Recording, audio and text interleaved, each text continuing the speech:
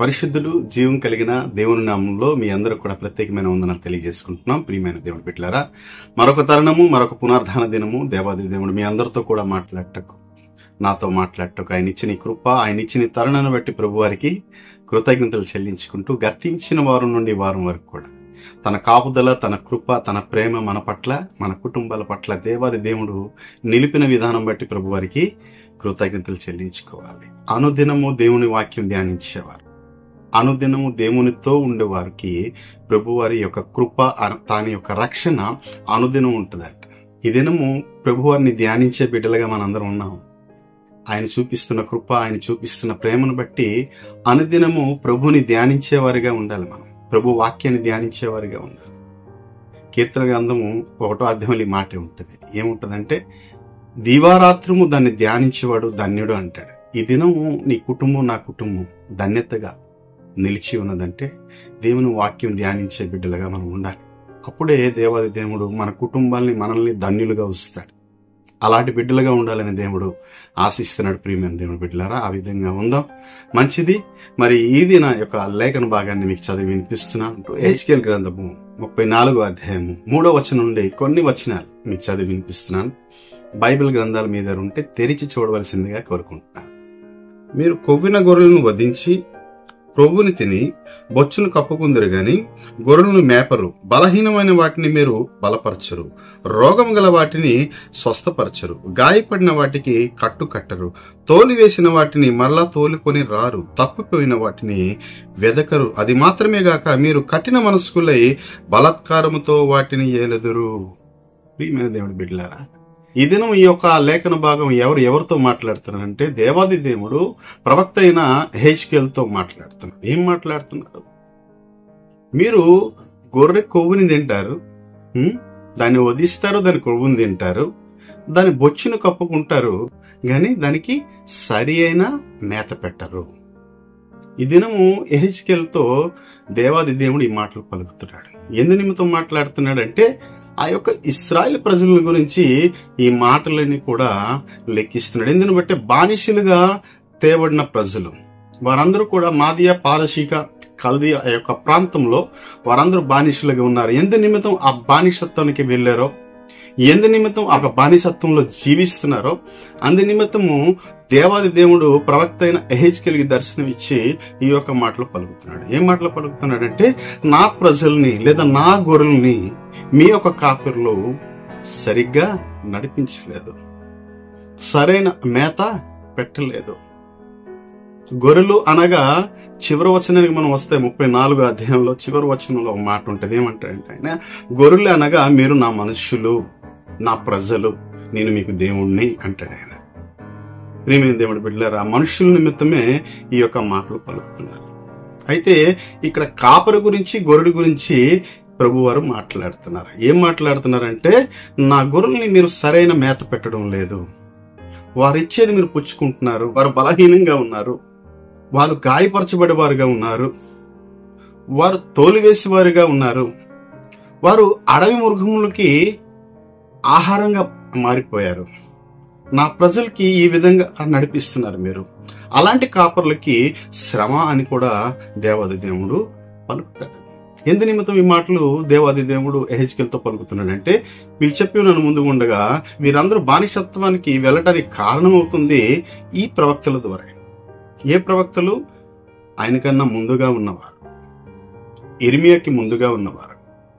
ఇర్మియా చెబుతున్నా కూడా, అనేక మార్లు దైవ వర్తమానాన్ని చెప్తున్నా, సత్యాన్ని చెబుతున్నా కూడా ఎవరు కూడా వినకుండా, లోబడకుండా వాక్యానికి అనేక మంది యాజకులు కావచ్చు, ధర్మశాస్త్ర ఉపదేశకులు కావచ్చు, బోధకులు కావచ్చు, వీరెవరు కూడా, యాజకులు కూడా ఎవరు కూడా వినలేదు ఇర్మియా మాట. సత్యాన్ని ప్రకటిస్తున్నప్పుడు ఎవరు వినలేదు. దేవుని వాక్యాన్ని సత్యంలో జీవించడానికి ఎవరు ఇష్టపడలేదు. దేవుడికి వ్యతిరేకంగా జీవించారు, దేవునికి హేయులుగా జీవించారు. దేవుడు చెప్తున్న మాటను నిరాకరించి దేవునికి తునీకరిస్తూ ఆ యొక్క బిడ్డలందరూ జీవించారు. వారందరూ జీవించడానికి కారణం ఏంటిదంటే, ఆ యొక్క ప్రవక్తలను బట్టే. ఆయన ఏమంటాడంటే, నా గొర్రెల్ని మీకు అప్పచెప్పాను, మీకు కాపరులుగా పెట్టాను, మీరు ఈ దినం నా గొర్రెలకి ఏ విధంగా నడిపిస్తున్నారు? వాళ్ళు ఎప్పుడు బలహీనంగా ఉన్నారో, ఎప్పుడు బలం లేకుండా జీవిస్తున్నారో, ఎప్పుడు శక్తి లేకుండా జీవిస్తున్నారో, వాక్యంలో హీనంగా జీవిస్తున్నారో, లేదా వాక్యానుసారి జీవితం జీవించకుండా వారు జీవిస్తున్నారో, వాక్యానికి దూరంగా జీవిస్తున్నారో, అలాంటి వారికి మేపడానికి నేను నిలబెట్టాను ప్రవక్తలుగా. ఈ దినము మీ యొక్క బలహీనతలు వారికి చూపించి వారికి బలహీనలుగా చేస్తున్నారు. వారు గాయపడి ఉన్నారు వాక్యంలో, వారికి కట్టుకట్టరు మీరు.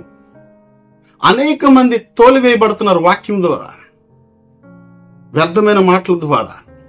అలాంటి వారికి మీరు వెతికి తీసుకురారు. అనేక మంది శ్రమల్లో ఉండి వాక్యానికి దూరంగా ఉంటున్నారు, దేవుణ్ణి వెంబడించలేపుతున్నారు. అలాంటి వారికి మీరు బలపరచరు. ఈ దినము ఎహెజ్కేలుతో ఈ యొక్క మాటలు ఆ యొక్క ప్రవక్తల గురించి, ఆ యొక్క కాపరుల గురించి ఈ దినం మాట్లాడుతున్నారు. ఈ దినము కాపరులమైన మనము, లేదా సంఘ పెద్దలమైన మనము, వాక్యం బోధించే మనము, వాక్య ప్రకటన చేసే మనము, సత్యాన్ని బోధించే మనము, ఈ దినము మనకు అప్పజెప్పిన గొర్రెల నిమిత్తం, అయితే నూతనమైన విశ్వాసుల నిమిత్తం, వాక్యం ఎరగని వారి నిమిత్తము, వాక్య సత్యాన్ని ఎరగని వారి నిమిత్తము, నూతనంగా వస్తున్న మందిరానికి ఆ యొక్క విశ్వాసుల నిమిత్తం దేవుడు మనకు అప్పగించిన బాధ్యతని మనం సంపూర్ణంగా చేస్తున్నామా?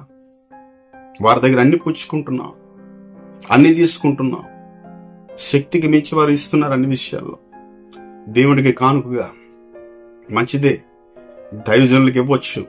దేవుడు నాకు వచ్చినంత మీకే అంటాడు, ఆయన నా స్వాస్థ్యం మీదంటాడు లేవీయులతో. అదేవిధంగా ఈ దినానికి కూడా నడుస్తుంది, మంచిదే. వారి దగ్గర ఎప్పుడు మనం కానుక పుచ్చుకుంటున్నామో, వారు ఎప్పుడైతే దేవుని నిమిత్తం ప్రతిదీ అర్పిస్తున్నారో, దేవుని నిమిత్తం ఆసక్తి కలిగి వారు వస్తున్నారో, వాళ్ళకి ఏ విధంగా మనం మేతనేస్తున్నాం, ఏ విధమైన వాక్యాన్ని వారికి చెప్పి బలపరుస్తున్నాం. అనేక సంఘాలు ఈ విధంగా ఉన్నాయి. బలహీనంగా ఉన్న వారిని బలపరచడం లేదు. వాక్యానికి దూరంగా ఉన్న వారికి వాక్యాన్ని చెప్పి బలపరిచి దేవుడి సన్నిధానికి తీసుకురావడం లేదు. వారు దేవుడి సన్నిధానికి దూరం అయితే వాళ్ళకి తోలుకొని రావడం లేదు. ఇదేనో దేవుడు అడుగుతున్నాడు మనకి. నువ్వు కాపురవు కావచ్చు, సంఘ పెద్దలు కావచ్చు, వాక్యం బోధించే బిడ్డలు కావచ్చు, ఎవరైనా సరే, దేవాది దేవుడు మనకు అప్పగించున్నాడు ఒక బాధ్యత. గొర్రెల్ని, విశ్వాసుల్ని, వాక్యం ఎరగని వారిని, వారికి వాక్యం అనే సత్యాన్ని ప్రకటించి సత్యంలో వారందరికి నడిపిస్తున్నామా? లేదా విశ్వాసుల దగ్గర దోచుకుంటూ వాళ్ళకి బలహీనమైన మాటలు చెప్పి ఇంకా బలహీనపరుస్తూ, మనకున్న ఇబ్బందులే లేదా మనకున్న సమస్యలు వాళ్ళకి చెప్తూ వారందరికి బలహీనలుగా మారుస్తున్నామా మనం? దేవాది దేవుడు ఇదను మాట్లాడుతున్నాడు. మనం ఎలా ఉండాలి? సత్యాన్ని ప్రకటించే వారిగా ఉండాలి. ఎవరైతే వాక్యంలో హీనంగా ఉన్నారో, లేదా వాక్యంలో బలం లేని వారిగా ఉన్నారో, అలాంటి వారికి మనం బలపరిచేవారిగా ఉన్నామా? ఇదను దేవాది దేవుడు అంటున్నాడు, గాయపడిన వారికి కట్టు కట్టేవారిగా మీరున్నారా అంటున్నారు. అనేక గాయాలు ఈ యొక్క లోకంలో బలహీనులైన వారు గాయాలు పడుతున్నారు.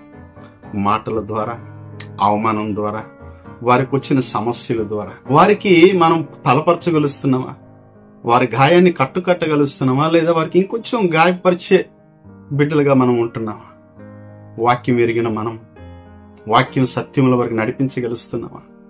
లేదమ్మా, దేవాది దేవుడు నిన్ను స్వస్థపరుస్తాడు, లేదంటే నీకు యొక్క బలహీనత నుండి స్వస్థపరుస్తాడు, లేదంటే ఈ యొక్క వ్యాధి నుండి నేను స్వస్థపరుస్తాడు, లేదా ఈ యొక్క అప్పుల బాధల నుండి నిన్ను బలపరుస్తాడు. దేవుడు నీకు తోడుగా ఉంటాడు. నీకు కావలసిన ప్రతి సమస్యని దేవుడు తీరుస్తాడు. దేవుని ఎదుట మోకరించి ప్రార్థన చేయి, నేను కూడా నీకోసం ప్రార్థన చేస్తానని బలమైన మాటలు, శక్తివంతమైన మాటలు చెప్పగలిసే బిడ్డలుగా బోధకులైన మనం ఉంటున్నామా? ఇక్కడ ఏమంటున్నాడంటే, వాటి కొవ్వుని తింటున్నారు, వాటి బొచ్చును కప్పుకుంటున్నారు, మాత్రం మేత సరిగ్గా మేపడం లేదు. సరైన మేత వారికి దొరకడం లేదు. సరైన వాక్యాన్ని వారికి అందించడం లేదు. యేసు ప్రభు వారు ఇదే మాటని మనం చూసుకుంటే మత్తయి సువార్త 9వ అధ్యాయంలో ఈ మాటలు ఉంటాయి. కొన్ని మాటలు 30 వచ్చిన అట్టి బలహీనమైన వారిని చూసి దేవాది దేవుని గుండె తరుక్కుపోయిందంట. కాపరు లేని గొర్రెలు వరే వీరున్నారని చూసట దేవాది దేవుడిది ప్రభు హృదయం కరిగిపోయింది. ప్రియమైన దేవుడి బిడ్డలారా, ఎందుకంటే వారందరూ బలహీనంగా ఉన్నారు. ఎందుకంటే అనేక యాజకులు ఉన్నారు, అనేక బోధకులు ఉన్నారు, సద్దుకాయులు ఉన్నారు, దేవుని వాక్యం అందించే లేవీయులు ఉన్నారు.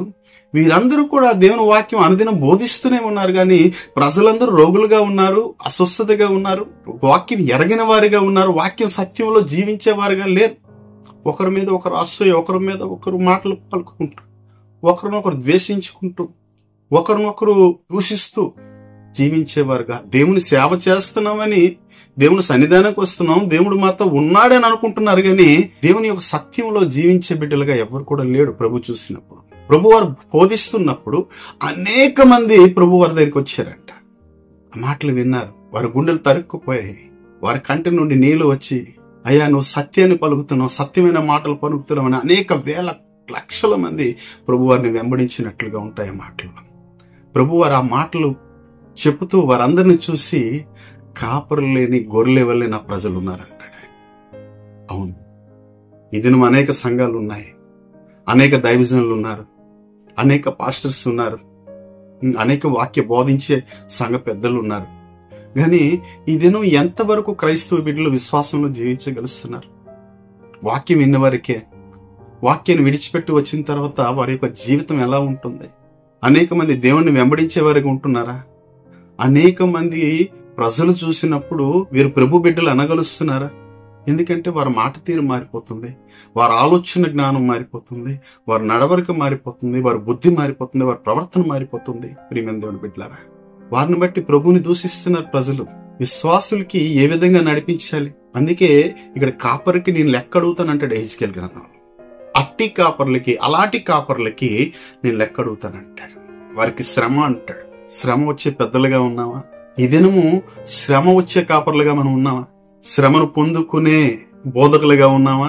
ప్రియమైన దేవుడి బిడ్డలారా, దేవుడు విశ్వాసులు మనకు అప్పగించాడంటే, గొర్రెల్ని మనకు అప్పగించాడంటే, మన కాపరిగా నిలబెట్టాడంటే వారికి సరైన మేత పెట్టాలి. పేతురు నంది నిమిత్తం అడుగుతాడు, యోహాను కుమారుడు అయిన సీమోను, నీవు నన్ను ప్రేమించుచున్నావని యేసు ప్రభు వారు ఈ మాట పలుకుతారు. ప్రియమైన దేవుడి బిడ్డలారా, అప్పుడు పేతురు గారు అంటారు, అవునయ్యా నేను నిన్ను ప్రేమిస్తున్నాను అని చెప్పినప్పుడు యేసు ప్రభు వారు ఏమంటారంటే, నా గొర్రె పిల్లలను మేపు అంటాడు ఆయన. ఎందుకంటే వాళ్ళు పిల్లలుగా ఉన్నారు, వాళ్ళ స్థిరత్వం లేదు. నేను స్థిరపరచమని చెప్పాను నీకు, వాళ్ళందరికీ వాక్య సత్యంలో నడిపించమని చెప్పాను, వాక్యాన్ని మేపమని చెప్పాను నీకు, అందుకే కాపరిగా ఉంచాను అంటాడు ఆయన.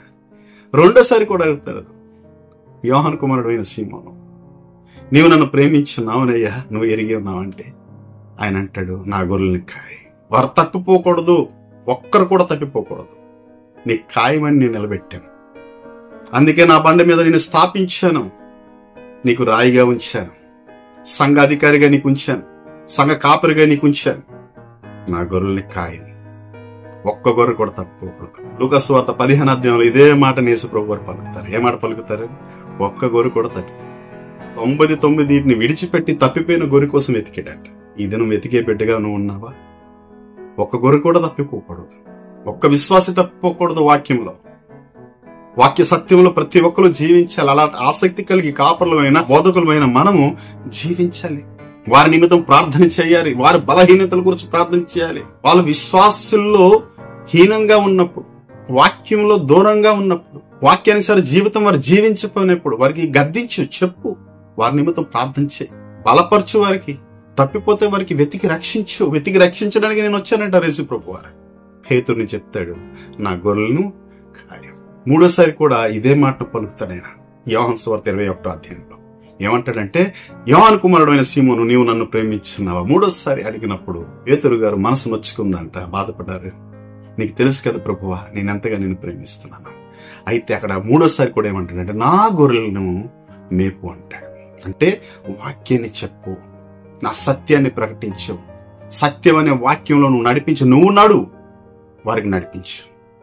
పేతురికి అప్పగించినప్పుడు ఆయన నడవలేదు, వారికి దూరంగా ఉన్నాడు దేవుని వాక్యానికి. వారందరికీ వాక్యం తప్పించాడు గనుక ప్రభు వారి మాట పలకవలసి వచ్చింది. మూడోసారి చెప్పినప్పుడు సత్యాన్ని ఎరిగి మరెన్నడూ కూడా ఆయన తప్పిపోలేదు. కాపరిగా అనేక మంది గొర్రెలకి మేపేవాడిగా ఉన్నాడు పేతురు. ఇదినో నువ్వు నేను ఎలా ఉన్నాం ప్రేమ దేవుడు?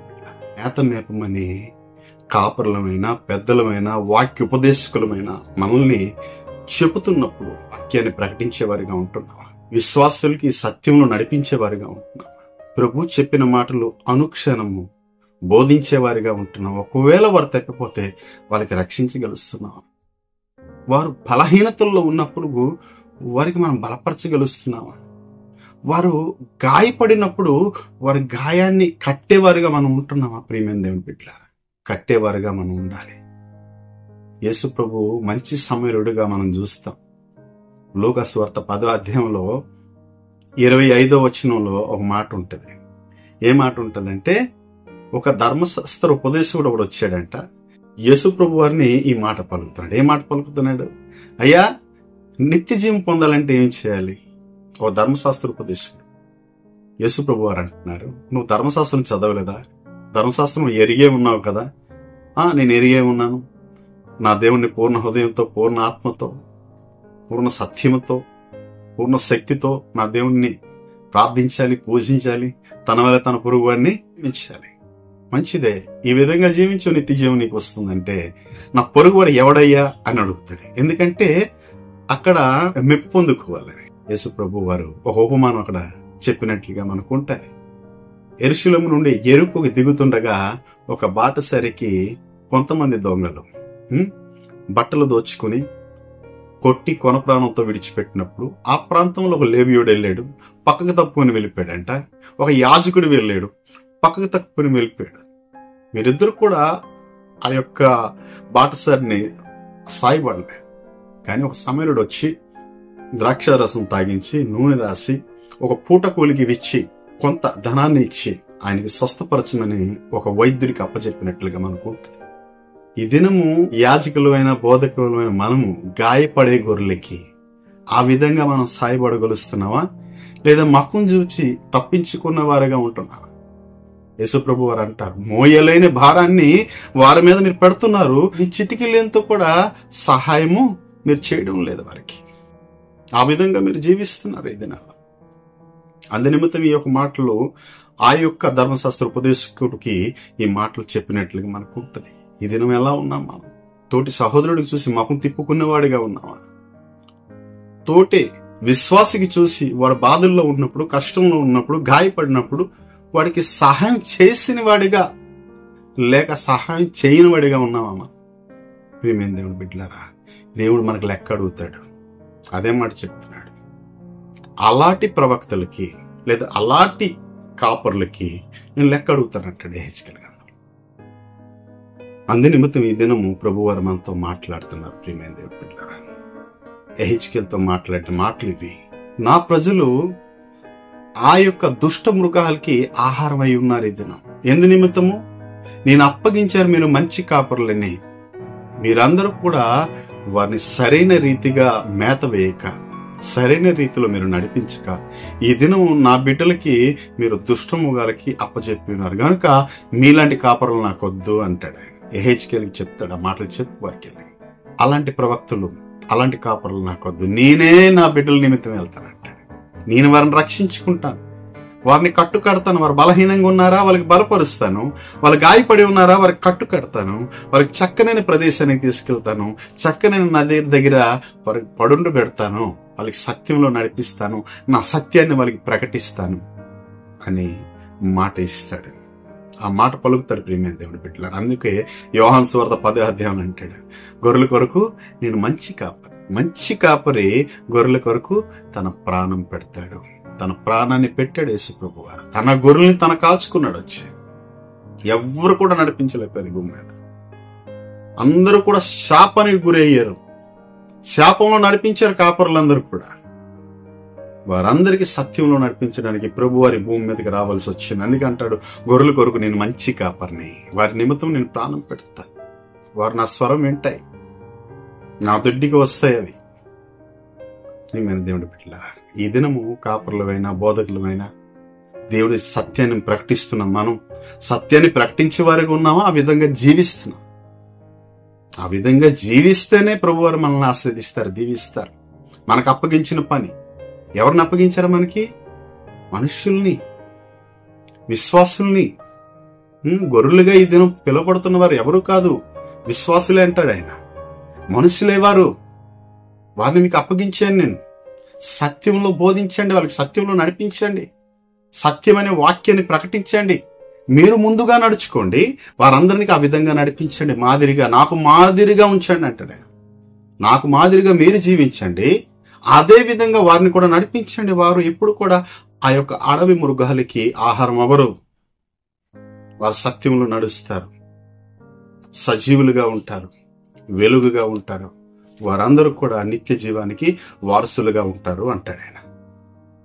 ఈ దినం చక్కగా నడిపించే బోధకులుగా ఉన్నాం ప్రియమైన దేవుని బిడ్డలారా. వాక్యము చెప్పుట కాదు ప్రియమైన దేవుని బిడ్డలారా, వాక్యానుసార జీవితం జీవించడము అతి ముఖ్యం, అతి శ్రేష్టము అని ప్రభువారు తెలియజేస్తున్నారు.